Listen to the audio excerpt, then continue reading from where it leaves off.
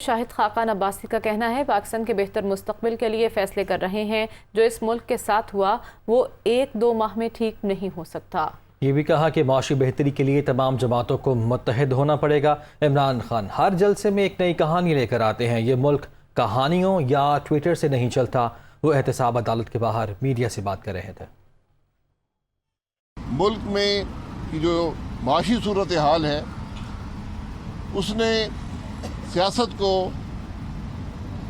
ایک ثانوی حیثیت دے دی۔ ملک کے تمام ادارے، تمام سیاسی جماعتیں اکٹھی ہوں تاکہ اس ملک کی معیشت کو استحکام دیا جا سکے۔ 4 سال میں جو تباہی کی گئی اس کو 1 مہینے میں یا 1 سال میں درست کرنا ممکن نہیں ہے۔ یہ ہر جلسے میں نئی کہانی ہوتی ہے، لیکن کہانیوں سے ملک نہیں چلتے، ٹویٹر سے ملک نہیں چلتے۔